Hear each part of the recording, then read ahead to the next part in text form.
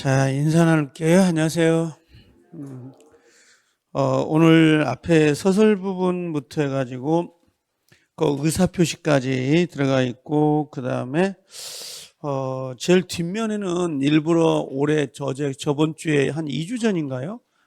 봤던 주택관리사 문제를 넣어놨어요. 우리 첨법에 들어와 있는 것들. 25번, 26번, 27번, 28번, 이게 지금 나온 거거든요. 어제 2주 정도 된 것 같아요. 이게 기출문제가.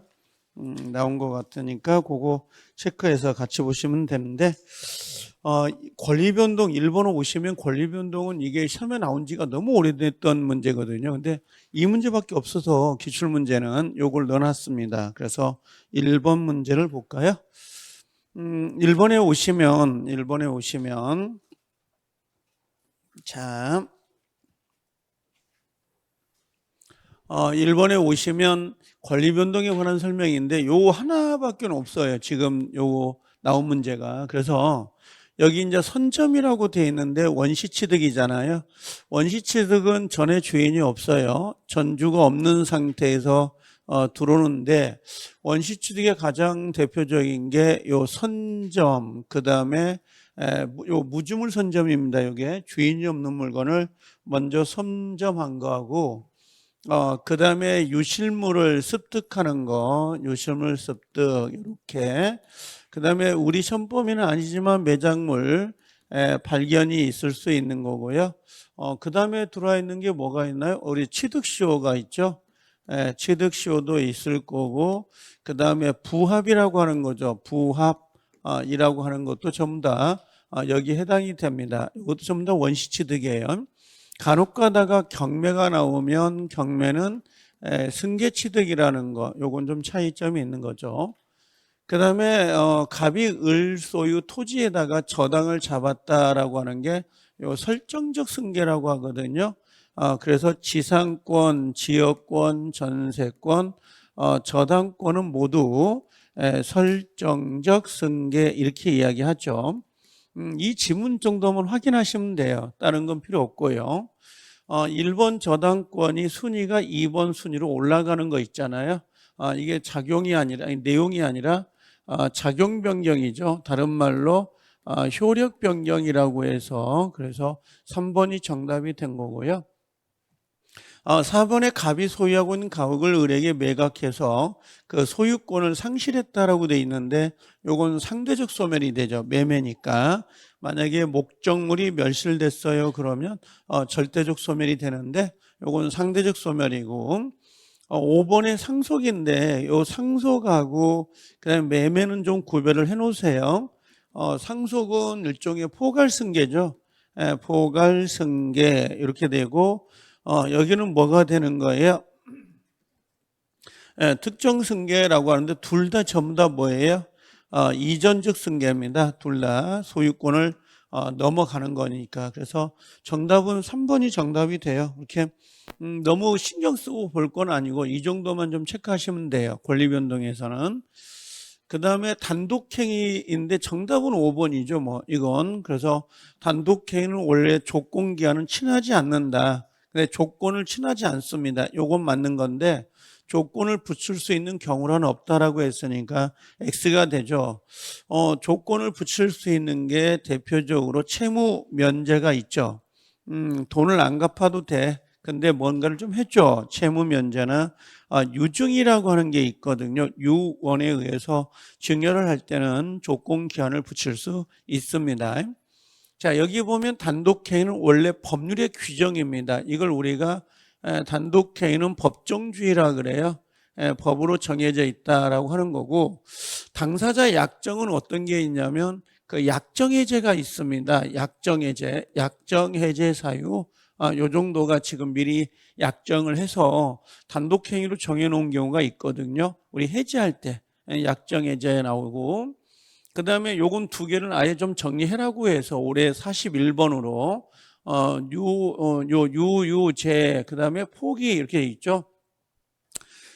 이게 안 되면 뭐 유죄에서 포기해도 되고 아니면 이걸 유죄포해도 돼요. 유죄포 없다 이렇게 해도 되거든요. 이렇게 되는데 이 포자는 좀 조심을 해야 됩니다.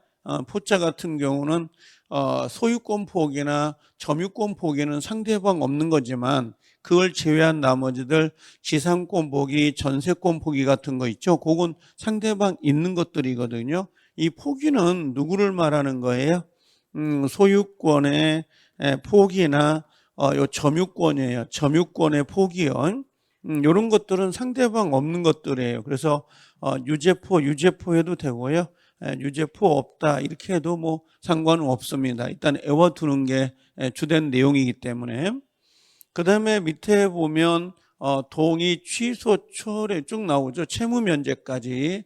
요건 상대방이 도달이 돼야 돼요. 상대방 있는 단독행위다 이렇게 정리하시면 되죠. 4번 같은 경우도 체크해 놓으셔야 되거든요. 수인의 당사자가 하나의 단독행위를 하는 경우도 있다라고 되어 있는데 대표적으로 어디에 해당이 되죠? 하나의 단독행위를 수인이 할 수 있는 경우 그게 언제죠?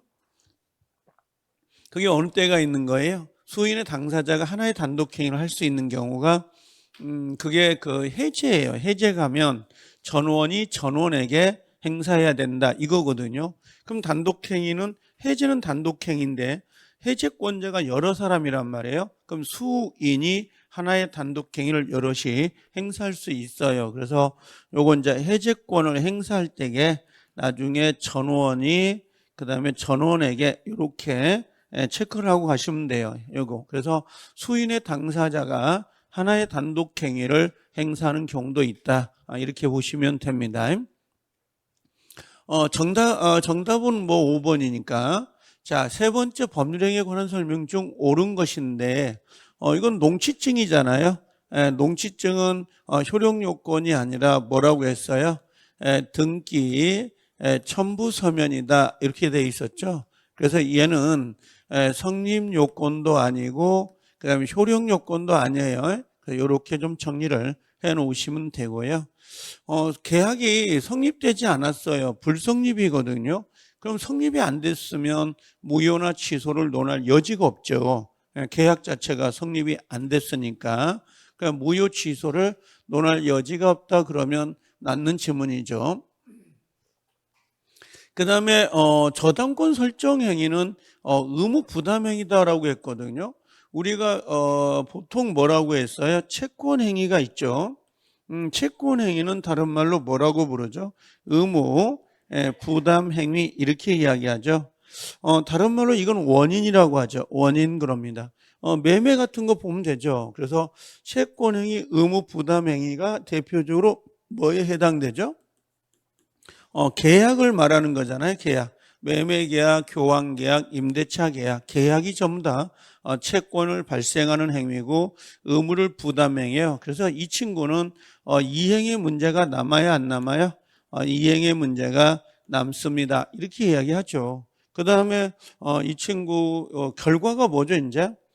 결과가 처분행위다라고 했었죠. 처분행위는 두 개로 들어가죠. 하나가 뭐예요?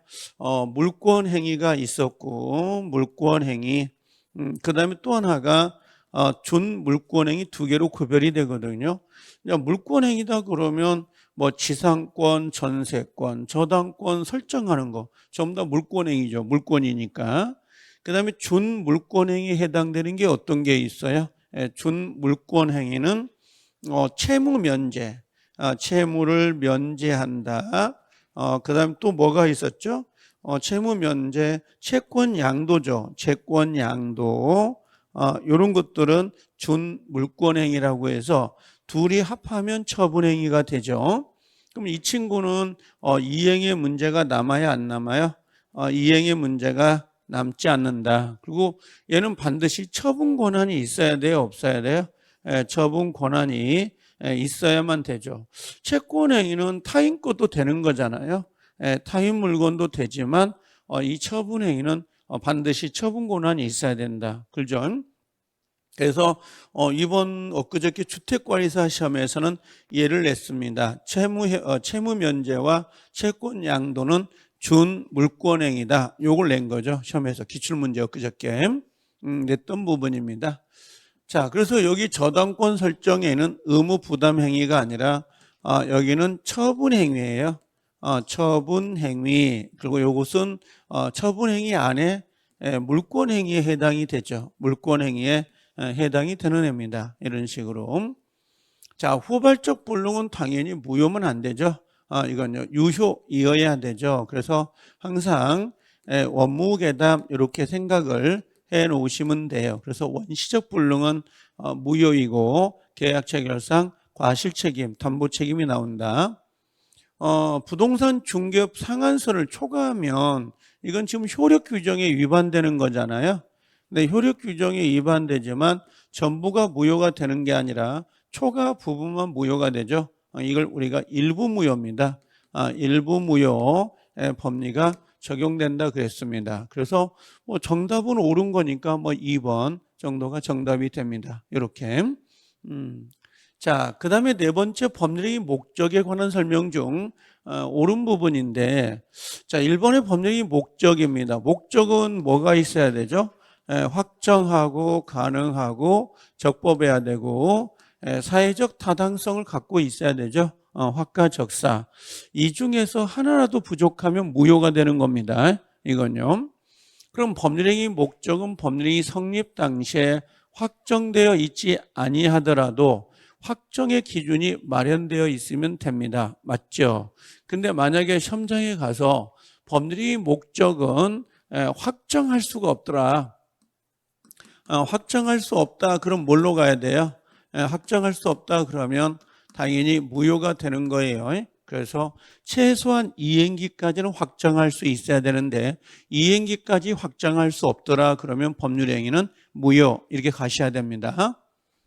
자, 그래서 1번이 옳은 거였고요. 뭐 2번은 이제 원시적 불능 보이죠. 후발적 불능 보입니다. 원시적 불능은 유효, 무효. 이건 무효가 되고 후발적 불능은요. 유효가 되는 거죠. 두 개 갈라쳐야 되는데 둘 다 뭐라고 했어요? 무효했으니까 잘못된 거고. 자, 여기는 뭡니까? 원시적 불능이죠. 자, 매도인이 뭐라고 했어요? 그 불능을 알았다. 이게 뭐가 되죠? 악의가 되거나 과실이 있다. 과실이 있을 때는 언제나가 틀린 거죠. 언제나 계약 체결상 과실 책임을 부담한다. 그럼 X가 돼요. 우리가 보통 계약 체결상 과실 책임은 계약 체결상 요 과실 책임은 누가 누구한테 책임을 진다는 거예요. 계약 체결상 과실 책임은 누가 누구한테 책임을 져요? 매도인이죠. 매도인이 누구한테 책임을 지는 거죠? 매수인에게 책임을 져요. 그럼 매도인은 그 집이 없어졌다는 것을 뭐 하다 알았다는 거 또는 뭐가 있어야 돼요? 과실이 있어야 된다. 악이나 과실이 있다면 이 매수자는 또 뭐 해야 돼요? 선의 플러스 무과실일 때만 계약 체결상 과실 책임을 부담하는 거고 만약에 매수자가 뭐였어요? 악의가 있거나 과실이 있더라. 그럼 얘는 계약 체결상 과실 책임을 물어줄 필요가 없어요. 그래서 매도인도 악의 과실, 매수자도 악의 과실이면 계약 체결상 과실 책임은 나오지 않습니다. 반드시 매도인은 악의 과실이어야 되고요. 매수자는 선의 무과실일 때만 계약 체결상 과실 책임이 나와요. 이 공식에서 어긋나 버리면 절대 계약 체결상 과실 책임은 나올 수 없습니다. 그래서 여기 보면 매도인은 악의가 있거나 과실이 있으면 조건을 충족한 거죠. 첫 번째 조건은. 근데 언제나 계약 체결상 과실 책임이 발생한다 그러면 X가 되죠. 언제나가 아니고 뭐라고 해야 돼? 매수자가 선의 무과실일 때입니다. 그래서 매수인이 선의 플러스 무과실일 때는 책임을 부담하는 거죠. 이런 식으로. 두 개가 아구가 맞아야 돼요. 자, 쌍방의 귀책 사유 없이라고 되어 있죠. 자, 후발적 불능이 됐어요. 쌍방의 귀책 사유 없이 후발적 불능이 되면 뭐가 나와야 되죠? 이거 쌍방의 귀책 사유 없이 후발적 불능이 나오면 뭐가 나와요? 이건 위험부담입니다. 이건 위험부담을 부담하는데 그 위험부담은 채권자 위험부담이 원칙이 아니고 우리나라는 채무자 위험부담이 원칙입니다.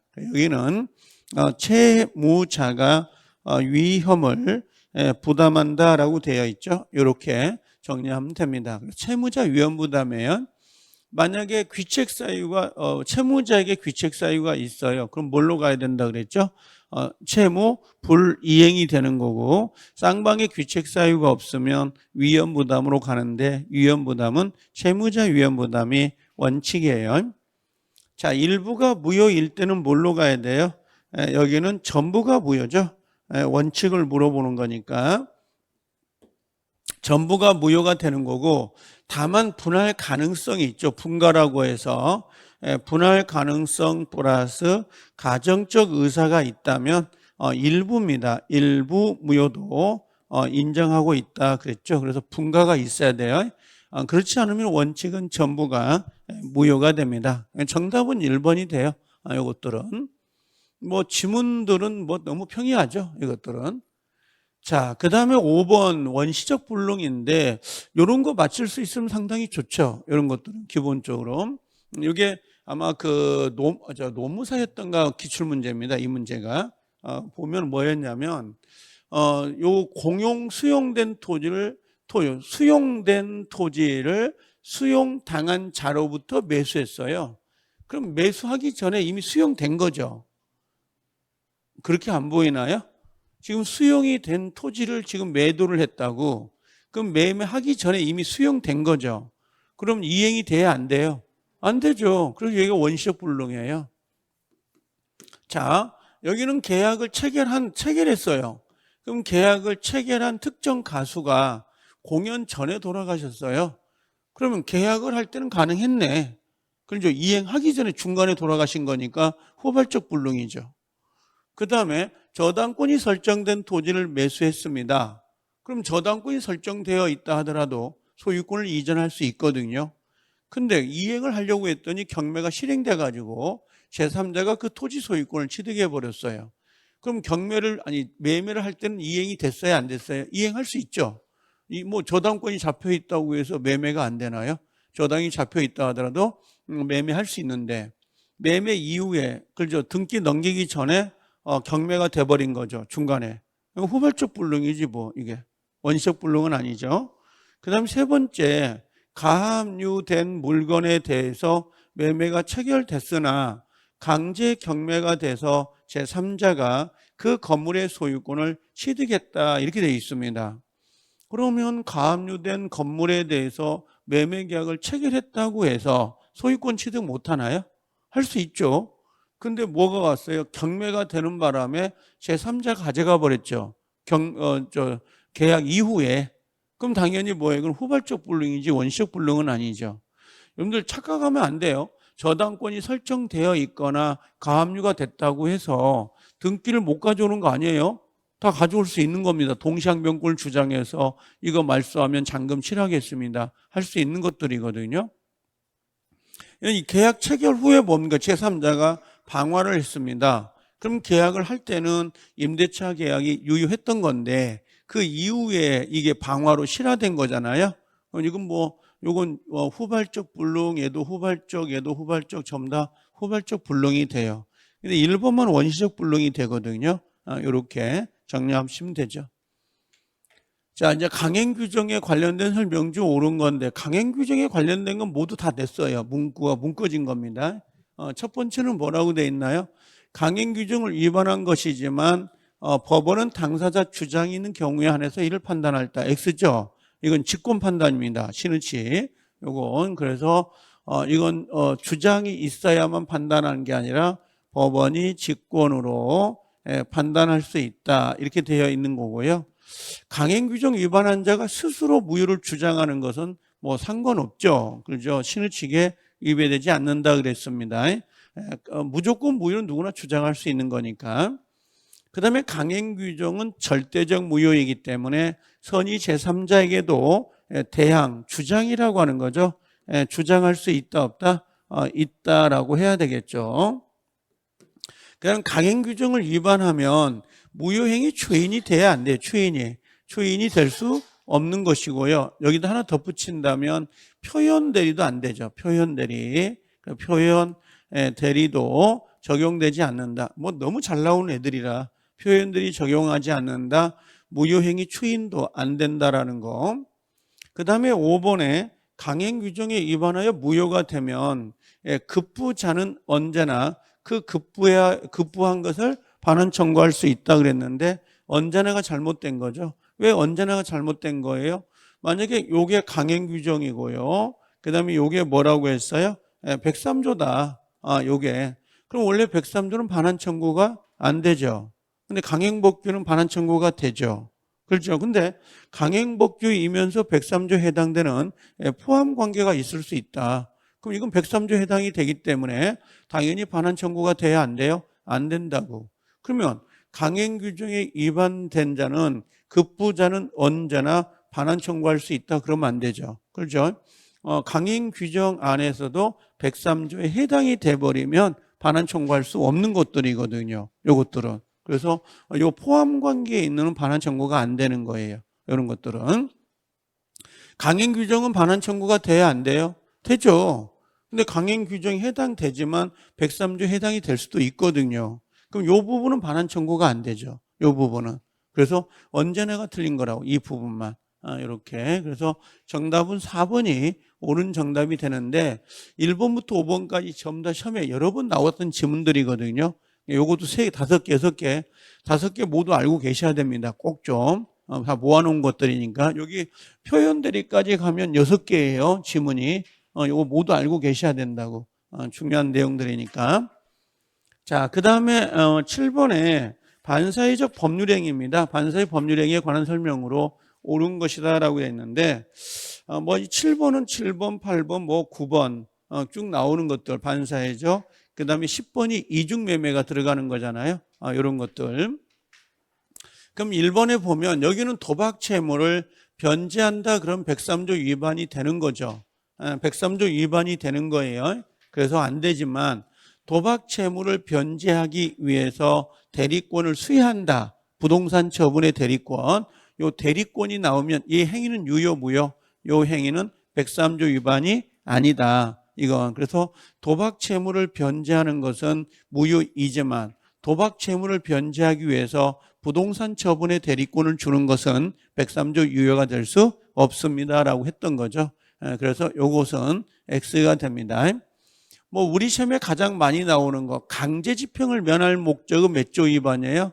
108조에 해당돼서 무효가 되죠.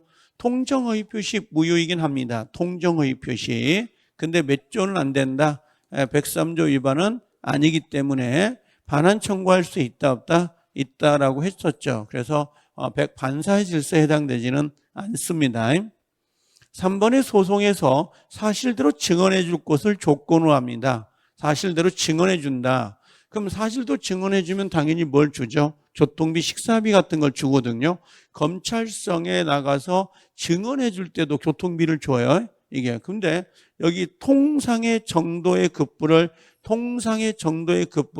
지급할 거를 약정한 거잖아요. 그러면 그 수인 한도를 넘은 거예요? 안 넘은 거예요? 안 넘었죠. 그렇죠. 그래서 증언해 줄 걸 조건으로 통상의 정도의 급부를 지급할 걸 약정한 겁니다. 이건 유효입니다. 이건 무효가 아니고. 근데 만약에 여기를 넘었다 그러면 이때는 103조가 위반이 될 수 있지만 뭐 여기는 넘지 않았죠. 그럼 103조 위반이 될 수가 없는 겁니다. 그래서 항상 요 증언을 할 때 요 부분은 좀 조심해야 돼. 신경 써서 보셔야 됩니다. 알겠죠? 그냥 요것도 요렇게. 그 다음에 4번이 너무 뭐 답이 돼 버리니까 왜 그러냐면 불공정에서는 추정한다는 말씀은 안 된다 그랬죠. 끝에 급부와 반대급부의 현저한 불균형이 있다고 해서 공박정솔부검이 추정된다.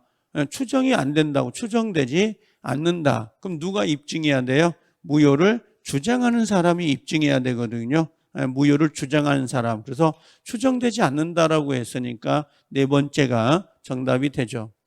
강박 보인가요? 강박? 강박은 빚이 103조입니까? 아닙니까? 일단은 아니죠. 빚인인가요? 아닌가요? 비진이도 아니다라고 했죠. 강박은 취소 사유에 불과한 것이지 103조가 될 수는 없습니다. 그래서 정답은 뭐 네 번째가 정답이 들어가는 거죠. 이렇게. 자, 8번에 오시면 지금 이게 8번에 오시면 뭐라고 되어 있냐면 상가금을 임대차 보호법에 적용을 받는 X금을, 이거 우리가 좀 잘못된 것 같아. 이게 좀 잘못됐네. 제목이 잘못된 거죠. 이게 바뀌었네. 어떻게 이게 잘못된 거예요. 밑에 지문 봐보세요. 8번에 반사의 질서의 행위에 관한 설명으로 틀린 것은 보이신가요? 자, 1번에 보시면 여기 도박자금이죠.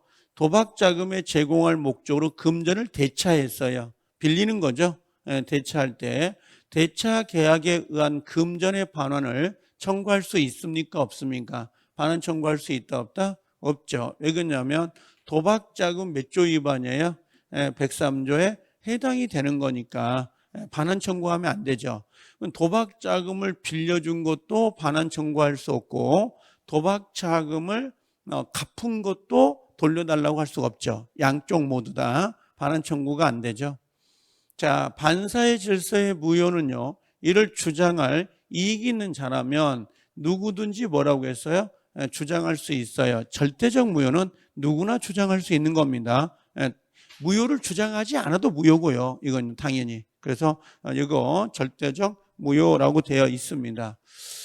자, 그 다음에 3번에 혹시 8번에 답을 몇 번을 했나요? 5번으로 되어 있던가요? 자, 요건 맞는 거예요. 이건 잘못된 거예요. 5번이에요, 답이. 답이 5번이라고. 요 표시가 잘못되어 있는 거라고. 자, 성립 강박 보이죠? 강박은 아까 뭐라고 했어요? 비진이 아니에요? 건들면 안 되는데. 자, 이건 103조 아니죠? 자, 그 다음에 이건 반사의 질서에 뭐라고, 무효라고 할 수는 없다라고 되어 있고, 그 다음에 본처가 남편의 과거 부적 관계를 용서한답니다. 용서하는 대가로 그 손해배상 쪽으로 남편 명의로 돼 있던 부동산을 와이프 명의로 돌려요. 그리고 부부 관계가 유지되는 동안 그걸 처분하지 못하도록 약속을 하거든요. 그러면 본처가 남편의 과거 부적 관계를 용서한단 말이에요. 용서했다. 용서한 때 그것이 손해배상 청구권의 포기라고 해석되는 한 그대로 법적 효과가 인정된다라고 되어 있어요. 쉽게 말하면 용서 대가는 103조 위반이다 아니다? 아니에요. 그래서 혹시 용서 이렇게 나오잖아요. 요 글자. 그럼 103조 위반이 아니에요? 아니다. 이렇게 정리해 주시면 돼요. 자, 5번에는 당연히 틀린 거죠. 왜 틀린 거예요? 5번이요. 법률행위가 반사의 질서에 해당되는지 안 되는지는 언제가 기준이에요? 법률 행위시가 기준이에요. 그러면 이날 계약을 맺거든요. 이날 법률행위를 하고요. 그렇죠? 이때 효력이 발생한다고? 그럼 이때가 기준인 거지 효력이 발생할 때가 기준이 아니에요. 그래서 여기 보면 반사의 질서 무효인지 여부는 그 효력이 발생할 때라는 거 보이신가요? 효력이 발생할 때를 기준한다 그러면 X가 되죠. 여기를 뭘로 바꿔놔야 돼요? 법률 행위시로 바꿔놔야 돼요. 법률 행위시로 바꿔놔야 됩니다. 그래서 5번이 정답이 됩니다. 근데 실제 1번, 2번, 3번, 4번, 5번인데 4번을 가지고 고민했을 것 같긴 한데 근데 너무 5번이 뚜렷하게 답이에요. 5번이 아예 그냥 법률 행위 시, 효력 발생 시 완전히 다르기 때문에 요게. 자, 그 다음에 9번의 반사회적 법률행위에 관한 설명 중 틀린 건데 1번에 보면 갑소유 토지에 대해서 탈세를 목적으로 을에게 명의신탁을 했다라고 돼 있거든요. 그럼 이 명의신탁은 몇 조 위반이죠? 이건 103조 위반이죠? 아니죠. 이건 뭘로 가야 돼요? 강행규정이죠. 강행규정 위반인 거예요. 그러면 나중에 신탁자는 누구에게?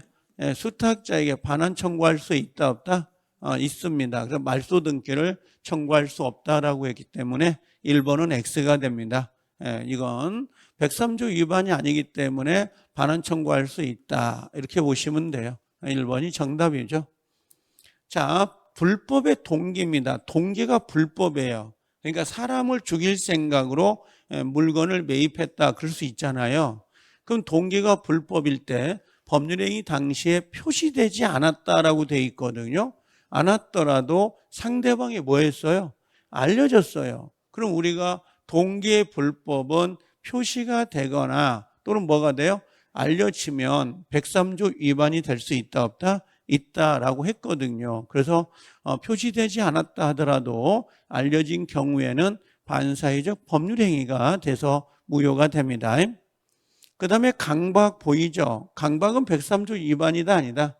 반사회 질서 무효가 되는 건 아니다. 자, 8번에 강제집행 면할 목적 보인가요? 강제집행을 면할 목적으로 부동산의 허위의 근저당권을 설정했다. 103조 위반이 아니에요? 아니죠. 자, 부적관계 맺는 대가로 자, 부동산을 증여받은 첩입니다. 그럼 부동산을 증여받았다면 이 사람이 소유자가 돼버린 거죠. 반환 청구가 안 되기 때문에. 근데 첩으로부터 다시 부동산을 전득한 자가 있습니다. 보이신가요? 그러면 얘는 소유자로부터 어떻게 보면 사갖고 온 거잖아요. 엄폐물 법칙처럼. 그렇죠? 그럼 이 전득자도 악의자이더라도 소유권을 취득할 수 있다 없다? 있다라고 되어 있습니다. 그래서 악의자입니다. 악의자이더라도 소유권을 취득하게 됩니다. 그래서 정답은 1번이 정답이 돼요. 반사의 질서는 그렇게 문제가 되지 않습니다. 워낙 많이 기억하고 외웠던 부분들이기 때문에. 자, 그 다음에 10번에 오면 이게 이중매매거든요. 이중매매를 이야기하고 있는데 항상 이중매매는 5개 정도는 기억해야 된다 그랬어요. 5개 정도가. 이중매매에서는. 지금 문제를 보면 뭐라고 돼 있나요? 자, 갑은 자기 소유 부동산을 을에게 대금 1억 원에 팔기로 하는 매매계약을 체결하였습니다. 자, 갑이 있고요. 을하고 1차 매매를 했는데 1억 원에 매매하기로 약속을 했습니다. 그러나 그 후에 갑은 이 부동산을 다시 병에게 1억 2천만 원에 팔았네요. 자, 여기에 병이라는 사람에게 1억 2천에 팔고요. 앞으로 등기까지 격려가 됐어요. 그럼 1차 매매가 있고, 그죠? 요렇게. 그 다음에 여기 2차 매매가 있었는데, 지금 뭐 여기 적극 가담했다 그런 말이 아예 없죠. 밑에 이제 설문제 넣을 거라고. 그럼 원래 이중 매매는 원칙은 뭐라고 했어요? 원칙은 유효죠, 뭐. 그죠? 그러니까 병이라는 사람은 소유권을 취득할 수 있다, 없다? 있어요. 그러면 이 병은 선악을 따져야 안 따져요? 안 따지죠. 선악 불문하고 소유권을 취득할 수 있는 거고. 다만 이제 예외적인 것이 뭐냐면, 아니 예외라는 것보다는 여기서 병이 소유권을 취득해 버리면 을은 어떻게 보면 첫 번째 계약을 해놓고도 소유권을 못 갖고 오는 거거든요. 그럼 뭐가 된다 그랬어요? 여기는 채무 불이행이 되죠. 그럼 채무 불이행이 되면서 어떻게 돼요? 계약을 해지를 하고 그에 따라 뭘 들어간다? 손배청이 들어가죠. 그럼 여기 채무 불이행은 최고를 해요, 안 해요? 안 하죠. 이행 불능이기 때문에 당연히. 근데 만약에 여기서 적극 가담할 수 있잖아요. 병이라는 사람이 적극 가담. 그럼 두 번째가 적극 가담을 했습니다. 그럼 적극 가담 몇 조 위반이에요? 103조 위반이에요. 103조. 이게. 그 다음에 세 번째는 얘기죠. 이게 무효가 된단 말이에요. 그럼 얘가 직접 달라고 할 수 있다 없다? 없다. 그래서 직접 말소는 안 되는 거죠. 그 다음에 뭐가 된다는 거죠? 채권자 대의권 행사만 가능해요. 그러니까 직접 말소는 안 되고 채권자 대의권만 행사해서 가져올 수 있다. 그 다음에 손해배상은 직접 할 수 있어요, 없어요? 있죠, 당연히. 그래서 손배청은 직접 가능하죠. 다섯 번째로는 또 뭐가 나올 수 있나? 채취는 돼요, 안 돼요? 채권자 취소권은 된다, 안 된다? 안 된다라고 했던 거고, 이 친구가 또 팔 수 있죠? 정이라는 사람한테. 근데 정은 뭐가 돼요? 선이에요. 정이 선이다 그래도 소유권 취득한다, 못한다? 취득하지 못한다 그랬어요. 그래서 요렇게 한번 체크를 해 놓으시면 되죠. 그래서 이중매매는 이게 다예요. 실제는. 이중매매는 나온다면 이 정도가. 그래서 여기는 틀린 걸 찾으라고 했거든요. 틀린 것은 되어 있습니다.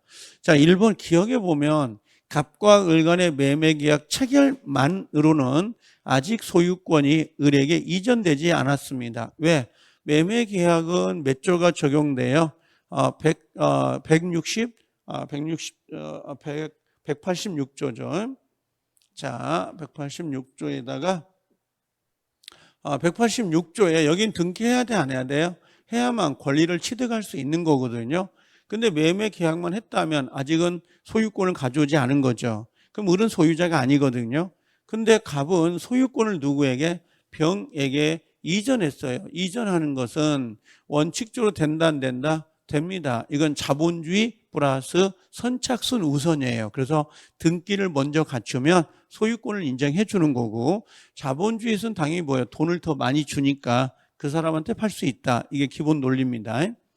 자, 병입니다. 병이 갑과 을 사이 매매 계약에 대해서 악이라는 게 무슨 말이에요? 1차 매매가 있다는 걸 알고 있는 거죠. 알았다는 건 적극 가담이 아니에요. 그냥 알고만 있었어요. 알고만 있었다면 계약 자유, 자유 경쟁 원칙상 병은 적법하게 권리를 취득할 수 있어요. 심지어요. 그러니까 여기는 결국 병이라는 사람은 선이나 또는 뭐야 악의를 불문한다라고 보시면 돼요. 그래서 선악을 따지지 않고 권리를 취득할 수 있다 이렇게 보시면 되죠. 자, 병이란 사람이 갑의 배임행위에 적극 가담했다라는 거 보인가요? 적극 가담하였다면 반사회적 법률 행위로 당연히 뭐가 돼요? 무효가 됩니다. 당연 무효. 그 다음에 네 번째 병이 자 유효하게 소유권을 취득했네요. 그럼 적극 가담한 게 아니죠. 지금 병은. 그러면 을은 갑에 대해서 소유권 이전 채무 불이행입니다. 맞죠? 이걸 쉽게 말하면 채무불이행이죠. 채무불이행을 이유로 계약을 해지하고 손해배상을 청구하겠다라고 하는 겁니다. 그래서 을은 계약을 해지하고요. 손배청이 따라 들어간다. 이렇게 보시면 되죠. 원래는. 자, 5번의 갑과 병 사이 매매 계약이 반사회적 행위로 무효이더라도 자, 병으로부터 지금 이게 반사회적 무효는 절대적 무효입니다. 그럼 병이라는 사람은 소유권을 취득할 수 있다 없다? 없어요. 근데 이 사람으로부터 다시 선의로 과실 없이 소유권을 취득한 정이 있다 하더라도 이 정은 소유권을 취득할 수 있다 없다? 없어요. 절대적 무효이기 때문에 병이 지금 소유권을 취득하지 못했거든요. 그럼 선이 정이더라도 권리를 취득할 수는 없죠. 그래서 5번 자체가 틀렸네요. 이게요. 뭐 이 정도는 뭐 그렇게 어려운 문제는 아니죠. 이중 문제가 가속 많이 우리가 풀어왔던 내용들이기 때문에 쉽게 접근할 수 있는 거고. 그 다음에 11번 역시 이중매매입니다. 똑같은 건데 여기 보면 중도금 수령이 나와 있죠. 이중매매는 중도금 이상은 꼭 넘어가야 돼요. 만약에 계약금만 지불된 상태라면 당사자들은 언제든지 해약금 해제를 할 수가 있어요. 그러니까 계약금이 들어갔다면 교부자는 포기하고 수령자는 배액을 상환해서 언제든지 계약을 해제할 수 있기 때문에 이중매매라는 게 나올 수가 없어요. 그러니까 이중매매가 나오려면 최소한 중도금 이상은 넘어갔다는 전제에서 이중매매를 논하는 거예요. 그래서 중도금이 보이면 머릿속에 해약금 해제, 해약금 해제가 된다 안 된다? 해약금 해제가 안 된다 이렇게 보시면 돼요. 그래서 해약금 해제를 지불하지 않습니다. 다시 병에게 매도하고 소유권 이전 등기까지 격려해 주었다. 다음 설명 중 틀린 것은 되어 있어요. 자, 그래서 갑하고 을하고 그 다음에 병 항상 머릿속에 1차, 2차 됩니다. 등기가 넘어간 거죠 지금. 자, 1번 특별한 사정이 없으면 즉 특별한 사정이 뭐예요? 적극적 가담하지 아니했다면 병은 X토지의 소유권을 취득할 수는 있죠. 이때 병은 선이든 또는 뭐예요? 악이든 상관없습니다. 적극 가담하지 않았다면 그대로 소유권을 취득할 수 있는 것이고요. 그럼 누가 지금 소유권 취득 못하는 거죠? 을은 소유권 취득 못하죠. 이미 병한테 넘어가 버렸기 때문에. 그럼 을은 최고를 해야 안 해요? 최고 안 하죠. 왜요? 최고를 안 하는 이유가 뭐예요? 요건 채무 불이행 중에 어디에 해당되는 거죠? 이행 불능에 해당되는 거예요. 이행불능. 이미 병이 소유권을 취득해 버렸으면, 그렇죠?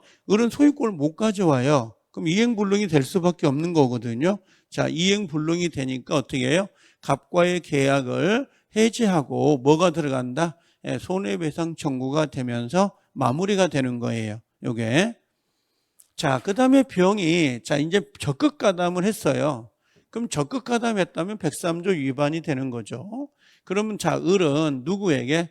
병을 상대로 직접 등기의 말소를 청구할 수 있다, 없다? 직접 말소 청구는 안 되죠. 뭘로 가야 된다? 여기는 대위로 가요. 그래서 채권자 대위권을 행사해서 말소 청구가 되지 직접 말소는 안 됩니다. 을은 지금 소유자가 아니거든요. 등기를 안 가져왔으니까. 그럼 직접 말소는 안 되겠죠. 자, 네 번째. 자, 병의 대리인입니다. 대리가 나오면 뭐라고 했어요? 대리인이 적극 가담했다. 대리인이 적극 가담했을 때는 뭐라고 했어요? 이건요. 병이 전혀 몰랐다 하더라도 얘는 뭐가 돼요? 무조건 무효입니다. 그래서 대리인이 적극 가담하고 본인이 전혀 몰랐다 하더라도 대리인과 본인은 한 몸뚱아리거든요. 병하고 대리인은 한 사람이란 말이야. 그러니까 당연히 얘는 뭐예요? 103조 위반이 돼서 무효가 된다. 이렇게 정리하면 되죠. 자, 5번에 갑과 병의 계약이, 자, 갑과 병입니다. 사회질서의 위반으로 무효가 됐습니다. 그럼 병으로부터, 자, 이게 무효죠, 지금. 103조 위반. 자, 전득자가 나왔는데 선이라는 거죠. 그럼 소유권을 취득하지 못한다 그랬습니다. 그래서 실제 10번하고 지금 11번은 이중매매지만 지문들이 비슷해요. 그 범위에서 나올 수 있는 지문이 한계성이 이게 6개밖에 없어요. 지문 자체가. 이중매매가. 6개만 알면 다 푸는 문제이기 때문에 그렇게 어렵진 않아요. 지문이 좀 길어서 그러지. 요걸 먼저 기억해 주세요. 이걸 외워놔야 돼요. 가끔은 이걸 이렇게 생각하거든요. 문제를 풀었는데 점수가 안 나와. 그럼 문제를 이게 두 가지예요. 내용은 다 아는데, 다 외워져 있는데 요 근lun이 없어서 점수가 안 나오는 경우가 있고, 진짜 내용을 몰라서 요게 안 나오는 경우도 있어요. 두 가지가 있다고요. 그러니까 자기 실력을 객관화시키는 게 일단 가장 중요해요. 그것들이. 간단해요. 지금 여기 6개 보인가요? 여기 6개? 자기를 테스트해 보는 방법은 아주 쉽습니다. 6개 딱 지웠어요. 그리고 6개를 쓰시면 돼요. 6개를 쓰시면 이건 자동으로 다 알아요.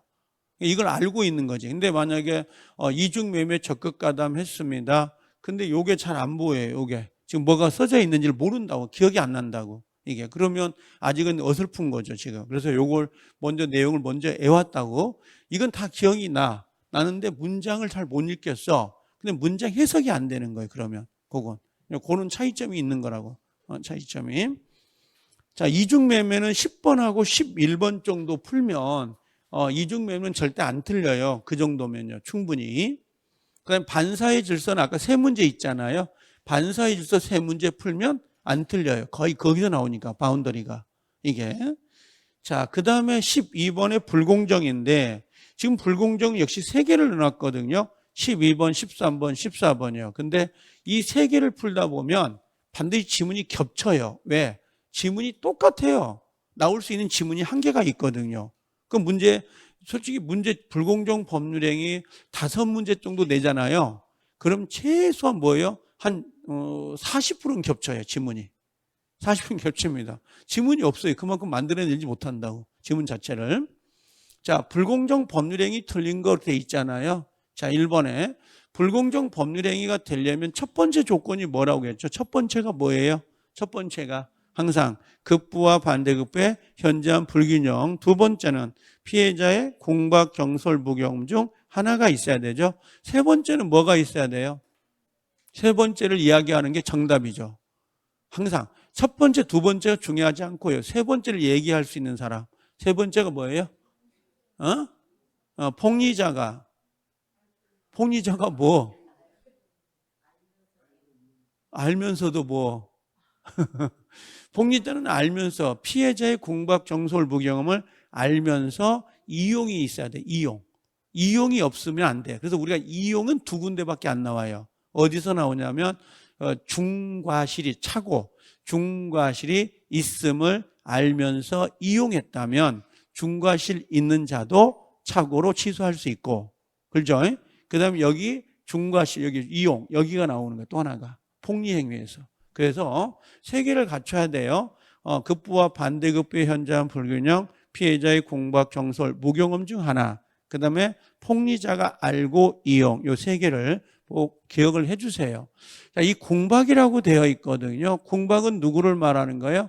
경제적인 거 또는 정신적인 공박 모두 상관이 없어요. 경제적인 거든 정신적이든.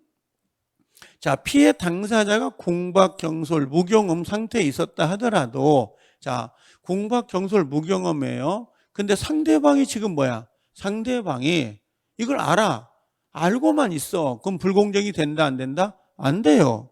공박, 경솔, 무경험이 있다는 거 안다고. 안 된다고. 근데 뭐가 들어가야 돼?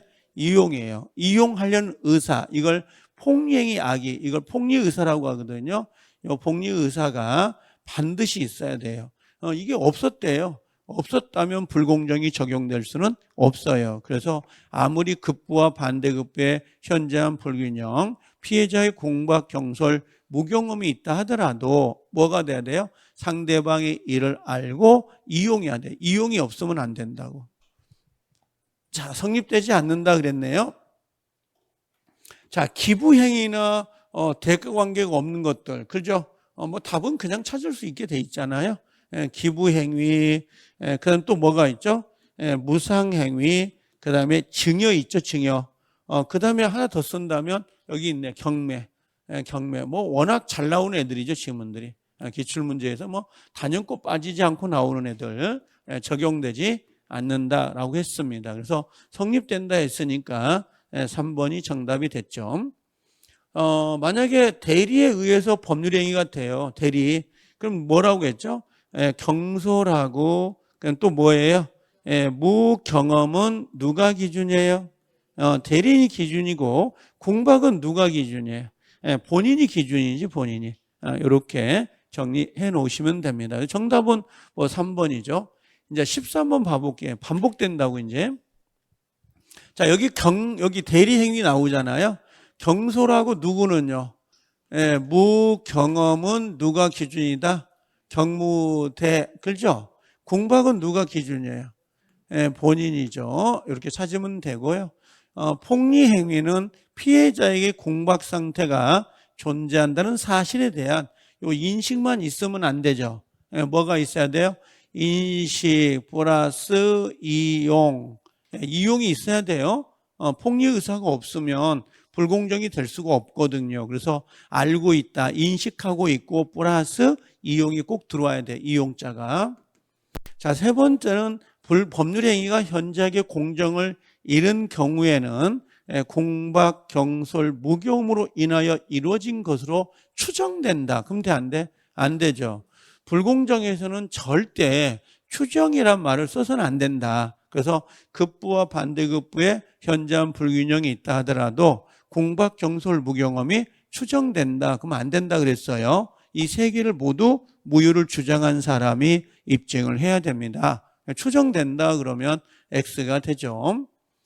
자, 4번에 토지 매매가 불공정 법률행위로 무효이더라도, 무효됐네요. 그 토지를 전득한 제3자가 선이랍니다. 그럼 불공정은 절대적 무효죠. 그렇죠. 절대적 무효이기 때문에, 자, 이게 뭐야? 앞에가 무효죠. 그럼 무권리자란 말이야.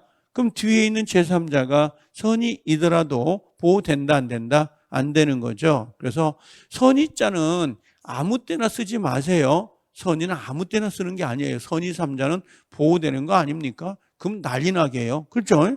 아니 내가 만약에 예를 들면 이 친구한테 부동산을 내가 위조해가지고 가져온 다음에 이걸 선의 제3자에 팔아. 조카한테. 그렇죠? 그럼 여러분들 부동산 10,000평을 다 서류 위조해서 내 앞으로 갖고 온 다음에 선의 제3자에게 판다고. 그럼 무조건 선의 제3자가 소유권을 취득해버리면 난리 나죠. 그래서 앞에 사람이 무권리자면 뒤에 있는 사람이 선이든 악이든 상관없어요. 싹 다 무효예요. 그게 민법의 기본 원칙이에요. 이게. 다만 앞에 사람이 무권리자이더라도 뒤에 있는 제3자가 그죠? 선의일 때 보호되는 규정을 뒀죠. 그게 한 8가지가 되는 거고 그중에 비통착사강, 그 다음에 해제, 담보가등기, 명의신탁 나오던 거잖아요. 그건요. 그래서 총 8가지에 대해서만 선의 제3자를 보호한다 그러는 거지 아무 때나 보호되는 건 아니에요. 근데 이 불공정 법률 행위는 절대적 무효이기 때문에 선의 제3자가 보호돼야 안 돼요? 안 되는 거라고. 이건 취득 못해요. 이건요. 자, 그 다음에 104조 불공정 법률행위 요건을 완전히 갖추지 못했다 하더라도 뭐라고 했어요? 103조의 요건을 갖추면 무효가 될 수 있다 그랬죠. 그래서 원래는 요게 요렇게 그셔보면 요게 몇 조예요? 103조라고. 103조에 예를 들어놓은 거죠. 예를 들어놓은 게 뭐가 되는 거야? 104조죠. 그럼 104조 요건을 갖추면 104조로 무효가 될 수는 있지만 104조 요건을 갖추지 못했어요. 3가지 급부, 반대급부, 공박경솔, 무경험 중 하나 알고 이용. 그럼 이걸 갖추지 못하면 104조가 안 되죠. 104조가 안 되니까 이제 뭘로 가야 돼? 103조로 무효가 될 수 있다. 그래서 이 그림도 참 많이 그렸습니다. 이거. 그렇죠. 그래서 여기 보면 완전히 갖추지 못한 법률행위는 민법 103조 반사의 질서의 법률행위로 무효가 될 수 있다 없다? 있다. 이렇게 정리하면 되죠. 그래서 5번이 정답이 돼요. 자, 하나 더 들어가면 똑같아. 더 똑같아, 이제. 자, 무경험 보인가요? 자, 무경험은 특정 영역인가요? 거래 일반인가요? 거래 일반이 아니라 특정 영역을 말한다. 그러면 안 되죠. 거래 일반을 말하니까 1번이 정답이죠. 자, 2번 또 나와요. 기부행위, 그 다음에 증여, 무상행위는 적용될 수 있다 없다? 없어요. 경매는 된다 안 된다? 안 된다. 자, 4번 법률행위 당사자 일방이 공박, 경솔, 무경험 상태에 있고요. 상대방이 이러한 사정을 알고서 이용 보인가요? 이용, 동그라미. 이용하려는 의사가 있어야 돼. 그 이용을 다른 말로 뭐라 그래? 폭리자의 의사, 폭리의사, 폭리악이. 폭리의사가 있어야 된다, 없어야 된다? 폭리의사가 반드시 있어야 된다고. 자, 그 다음에 여기 추정되지 않는다. 맞죠? 이렇게 정리해 놓으시면 되는 게 지문이 한 3문제, 4문제 풀잖아요. 그럼 비슷해져요, 이제. 문제 자체가. 그렇게 어려운 게 없다고. 자, 1번이 정답이 되는 거죠. 자, 그 다음에 이게 5표시 무효 원칙인데 이게 주택관리사 문제 2주 전에 나왔던 문제는 아닙니다. 지금 요건 27회 거 문제거든요. 우리 문제. 27회하고 30회 때 2번 나오고 이번에 주택사에서 나왔던 게 요거예요. 갑과 을이 X토지를 매매 목적을 하기로 약속하였으나 요 문제가 어디 있냐면 여러분들 거기 내가 넣었어. 29번 문제 봐보실래요? 29번. 29번에요. 29번에 오시면 29번 처음 본 지문처럼 보이죠? 이게 29번 보인가요?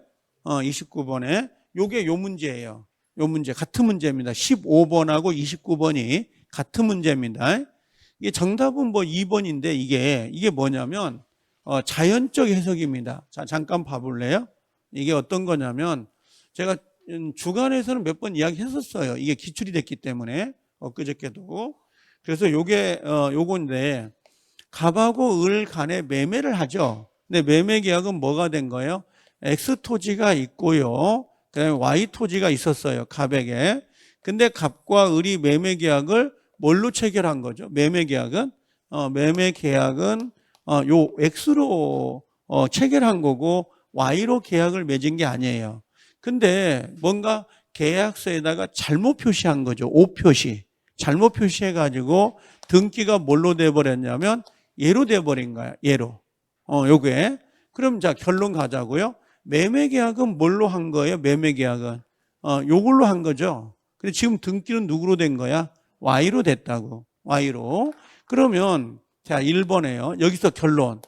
을은 X 토지가 됐든 그다음에 Y 토지가 됐든 간에 얘는 소유권을 취득한다 못한다?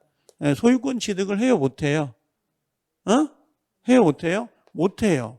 X는 왜 못하는 거죠? 등기가 안 됐으니까. 등기가 안 됐잖아요 지금 여기에.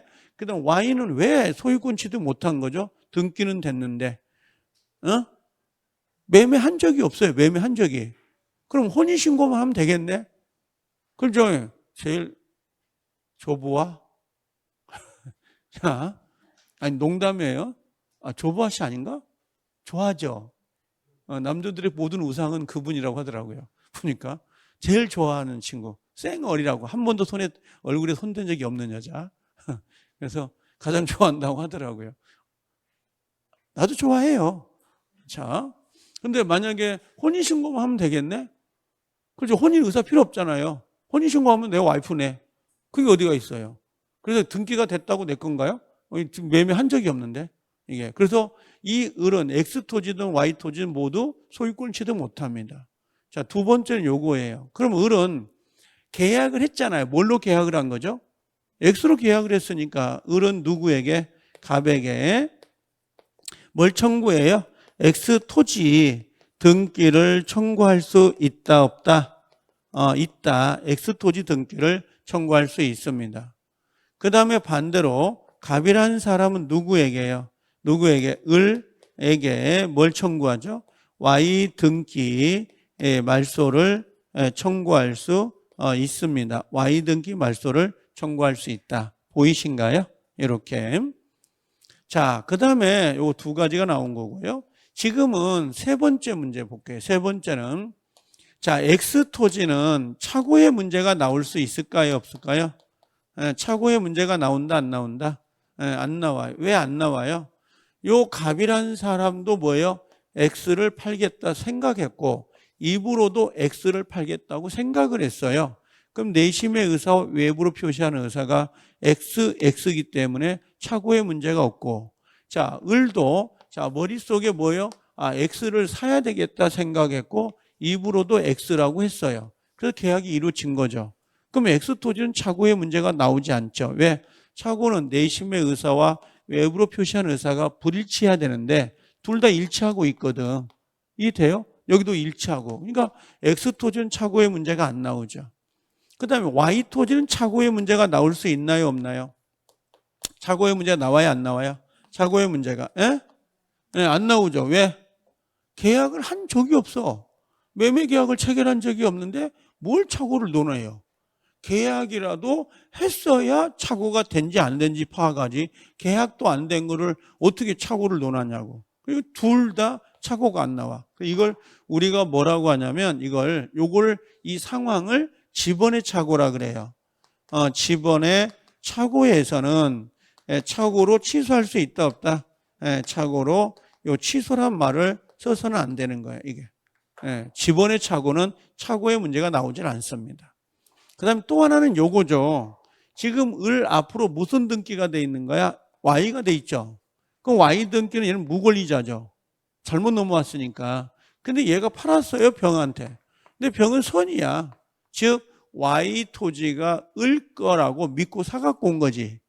믿고. 그럼 여기서 네 번째 선이 병은 자 Y 토지의 소유권을 취득할 수 있다 없다? 없죠. 얘가 무권리자인데 앞에가 무권리자면 뒤는 싹 다 무효라니까. 비통착사강이 아니면 앞에가 뭐라고요? 무효는 무조건 무효예요. 뒤에가. 지금 이건 비진이도 아니고 통정도 아니고 차고도 아니고 사기도 아니에요. 그냥 지번의 착오로 잘못 등기가 된 거죠. 지번의 착오로. 그때는 차고의 문제를 논할 수가 없는 건데 요게 이제 요렇게 봐요. 그러면 지금 등기는 누구로 돼 있어요? 지금 Y로 돼 있잖아요. 근데 갑과 을은 지금 뭘 사고 판 거죠? X를 사고 팔기로 합의했죠. 내심이 X잖아요. 머릿속에 있는 거. 요걸로 계약이 된 거죠. 이걸 해석하는 방법을 자연적 해석이라 그래요. 자연적. 예를 들면 하나 더 해보면 여기다가 나온 김에 자 요렇게 돼 있단 말이야. 갑이라는 사람이 집을 1억이라고 생각했고 입으로 8천이라고 생각했다고. 그럼 만약에 표시한 대로 효과를 주자. 요 표시한 거에다가 매매 계약을 체결하자. 이걸 규범적 해석이라 그래요. 규범적 해석은 표시에다가 중점을 두는 거예요.